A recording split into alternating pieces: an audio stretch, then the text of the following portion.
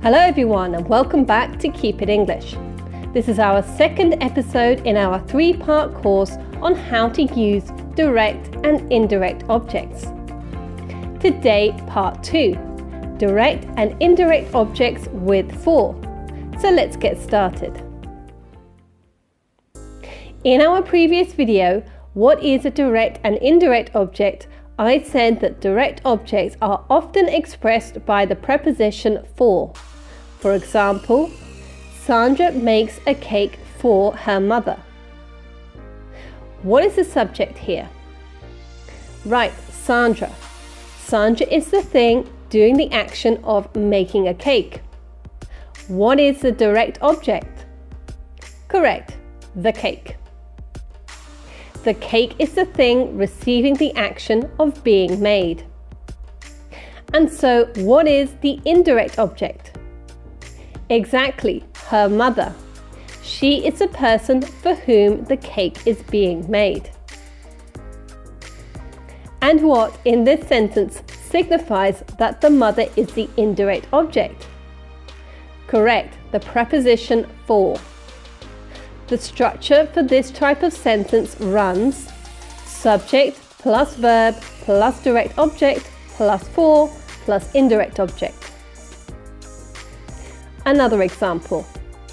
They will book the hotel for the party. What is the subject here? Correct, they. And the direct object? Right, the hotel. And the indirect object? You've guessed it, the party.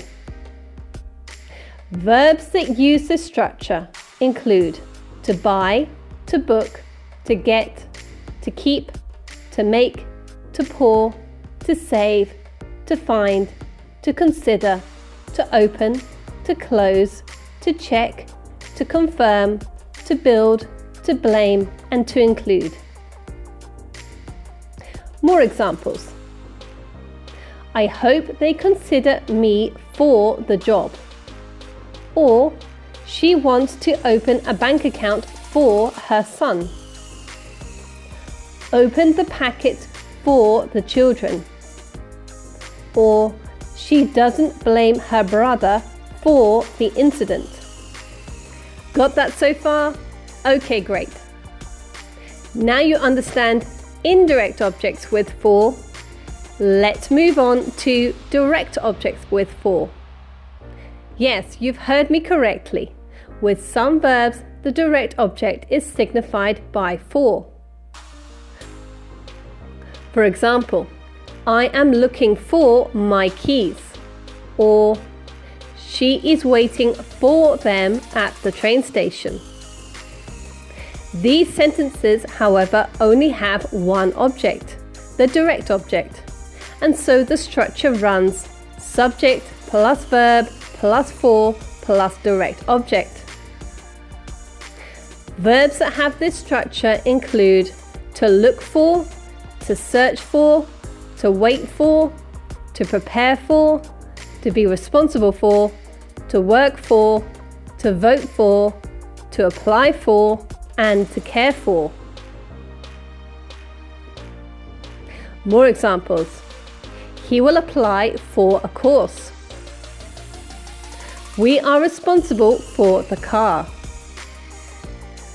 I am looking for my diary, and he cares for his grandmother.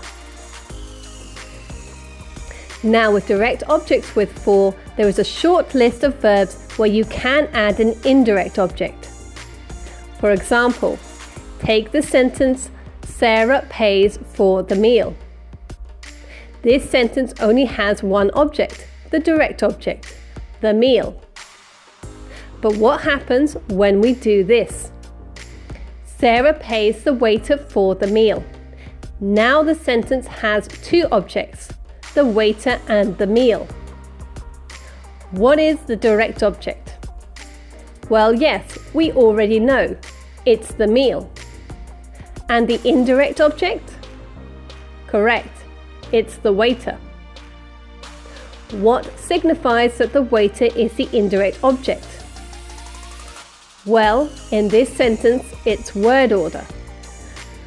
The structure for these types of sentences run subject plus verb plus indirect object plus for plus direct object. And so the indirect object goes directly after the verb. Verbs that have this structure include to pay for and to ask for. It's a small list, but an important one. It is to pay for something and to pay someone.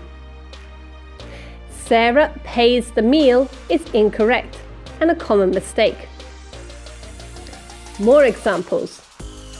The child asks the teacher for the pen. Or, we have paid the salesman for the car. So that concludes our lesson on direct and indirect objects with for. Next up, we will explore direct and indirect objects with and without to. To recap on any information here, go to lesson notes below or test yourself with the quiz. See you next time.